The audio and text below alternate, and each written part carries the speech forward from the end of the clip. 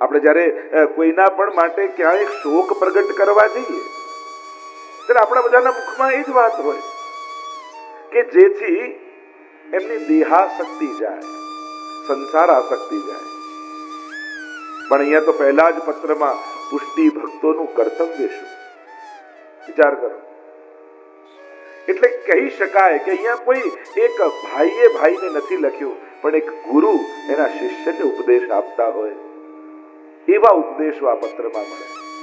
બીજા પત્રમાં જુઓ તો પ્રભુના સ્વરૂપની ચર્ચા. કારણ કે હરિરાય મહાપ્રભુજી જાણે છે આશ્વાસનનો કામ કરતા નથી, આશીર્વાદ કામ લાગે છે.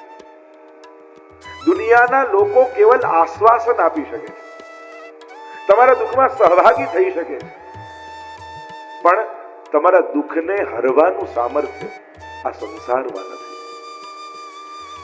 જ્યારે પણ જીવનમાં દુઃખ આવે ત્યારે સંસારના લોકો આવે, દુઃખ વહેંચે, દુઃખ વાંટે, દુઃખ વ્યક્ત કરે,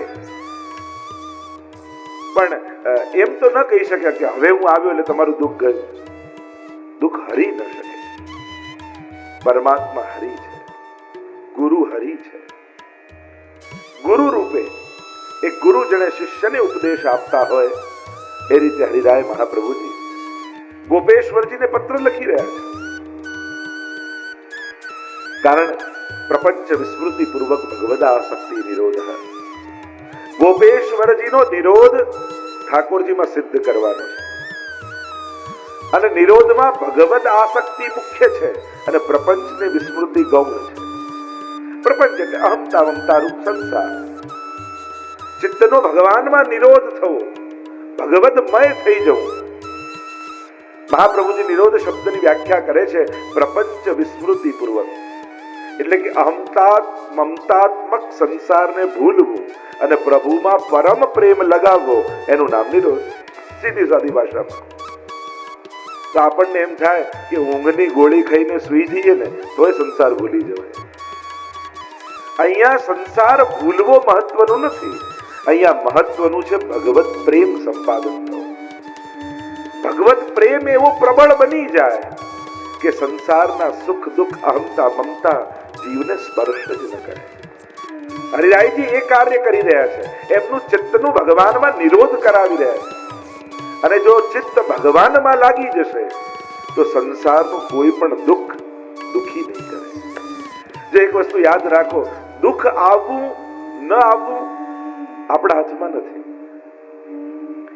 જીવન ક્યારેક કેવા સંજોગો સામે લાવીને મૂકી દે એના ઉપર આપણો કોઈ કંટ્રોલ નથી. એટલે દુઃખ આવવું કે ન આવવું એ આપણા હાથમાં નથી, પણ દુઃખી થવું કે ન થવું એ કદાચ આપણા હાથમાં જરૂર છે. દુઃખ ઉપર આપણો વશ નથી, પણ દુઃખી થવું કે નહીં એ આપણી સમજણ ઉપર છે. આમાંથી કોઈ એક ફૂલ લઉં, એક ફૂલ લઈને હું આંખની એકદમ પાસે રાખું તો પર્વત જેવું ફૂલ લાગે મને, પણ પર્વતને દૂરથી જોઉં તો આટલું લાગે. મૂળ વાત છે દુઃખને ક્યાં ઉભા રહીને તમે જુઓ છો એના પરથી એ મોટું છે કે નાનું એ નક્કી થાય. સુખને આપણે દૂરથી જોઈએ છીએ એટલે મોટા મોટા સુખો પણ નાના નાના લાગે છે, અને નાના નાના દુઃખોને બહુ નજીકથી જોઈએ છે એટલે નાના દુઃખો બહુ મોટા લાગે છે. સંજોગો સારા ખરાબ હોય, નબળા ઊંચા સીધા થાય, ઊંચા નીચા સંજોગો આવે, પણ માણસે સંજોગો નીચા થાય યા નબળા થાય તો વાંધો નહીં, પણ સમજ નબળી નહીં રાખી, વિચારો નીચા નહીં કરવા. નબળા સંજોગોમાં પણ વિચારો ઊંચા રાખવા. ભગવાનને જઈને ન કહો કે મને બહુ મોટું દુઃખ છે, દુઃખને જઈને કહો કે મારો ભગવાન બહુ મોટો છે. અને ભગવાન મોટો બનાવીને સ્વીકારશો જીવનમાં તો બધા દુઃખો નાના લાગવા માંડે. દુઃખને સામે જઈને કહો મારો ભગવાન પ્રભુ સર્વ સમર્થો તતો નિશ્ચિત તતામ વ્રજેત. જે મારા મહાપ્રભુજી કહે છે કે તું જેના શરણે ગયો છું ને, તે જે પ્રભુનો આશ્રય કર્યો છે ને, એ તારો ઠાકોરજી સર્વ સમર્થ છે. આપણા મને લાગતા બહુ મોટા પ્રોબ્લેમ્સ, બહુ મોટા દુઃખો એને દૂર કરવા માટે ભગવાનને ક્ષણ પણ નથી લાગતી. આપણને એમ લાગે આવું કેમ થશે, કઈ રીતે થશે. એક વસ્તુ લખી રાખજો, જીવનમાં જ્યારે પણ કોઈ મનમાં મનોરથ યા ઈચ્છા કરો ને, કોઈ પણ મનોરથ કરો ત્યારે પોતાના સામર્થ્યને જોઈને ના કરતા. કોઈને એમ થાય આવી કથા હું થોડી કરી શકું, આવો મનોરથ હું થોડી શું કરું, આવા ચપ્પન હું થોડી કરી શકું. પોતાના સામર્થ્યને જોઈને મનોરથ નહીં કરવા, પ્રભુના સામર્થ્યને જોઈને મનોરથ કરો. કારણ કે પ્રભુને તમારા દ્વારા કરાવવું હશે ને તો એને સંજોગો બદલતા ક્ષણની પણ વાર નહીં લાગે. કારણ કે તમે જેના શરણમાં છો એ સર્વ સમર્થ. તમારા માટે લાગતું અસંભવ પ્રભુ માટે એ સંભવ બનાવવામાં ક્ષણની પણ વાર નથી લાગતી. અને એટલા માટે જ્યારે પણ મનમાં કોઈ પણ મનોરથ કરો, પ્રભુ સામે જોઈને કરજો. પ્રભુ સર્વ સમર્થ હોય, મારો ઠાકોરજી સર્વ સમર્થ છે, એ મારા મનોરથ જરૂર પૂરા કરશે. અને નિશ્ચિત વાત છે, જો ભરોસો પ્રભુ પર હશે અને એને સામર્થ્ય વાળા જાણશો તો પ્રભુ તમને પણ સામર્થ્યનું દાન આપી દેશે. ઘણી વાર જોયું છે, બિલકુલ વિચાર્યું ના હોય ને એ વૈષ્ણવને લાભ મળી જાય, બીજો રહી જાય. એને એમ લાગે કે મને લાભ મળી ગયો, એનું સામર્થ્ય ન હોય. પ્રભુના સામર્થ્યને જો, પ્રભુ પર ભરોસો રાખીને મનોરથ કરો અને એના મનમાં આવશે કે મારે આના હાથે કરાવવું છે, એવા સંજોગો ફેરવી દેશે ને કે તમે કલ્પનાએ નહીં કરી હોય.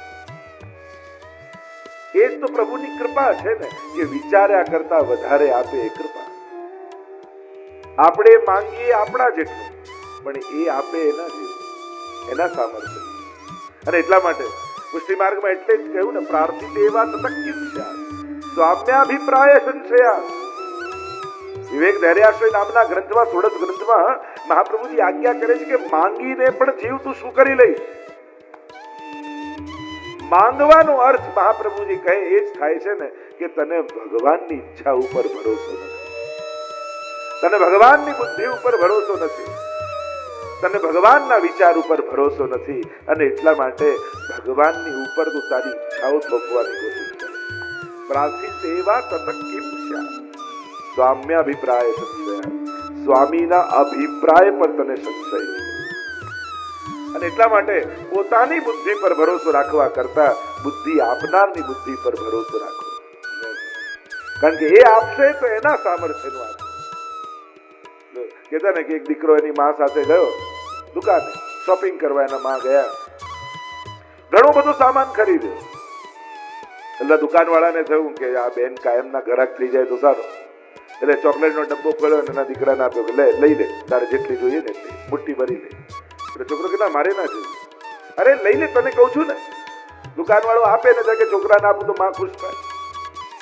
કે ના મને નહીં જોઈએ.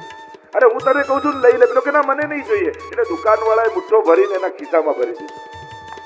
અને જ્યાં દુકાનથી બહાર આવ્યા અને એની માં ખીજાવા લાગી દીકરા પર, મારો દીકરો થઈ મફતની વસ્તુની ના પાડે છે. અરે પેલો આપતો તો લઈ લેવું તું, ના શેનો પાડતો હતો. દીકરો કે હું તારો દીકરો છું એટલે જ ના પાડતો હતો, કારણ કે મારી મુઠ્ઠીથી લે તો આટલું આવત, એની મુઠ્ઠીથી લીધું તો મોટું મળ્યું. એમ જ આપણી મુઠ્ઠીઓ ભરવા જઈશું ને તો આપણા જેટલું આવશે. એના કરતા મુઠ્ઠો એને જ ભરવા દો. ઠાકોરજી આપશે તો એના વિચારનું, એના સામર્થ્યનું આપશે. આપણે માંગીશું તો આપણી બુદ્ધિ જેટલું માંગીશું. પ્રાર્થિત એવા તતક્યુષ્યા, માંગીને પણ શું.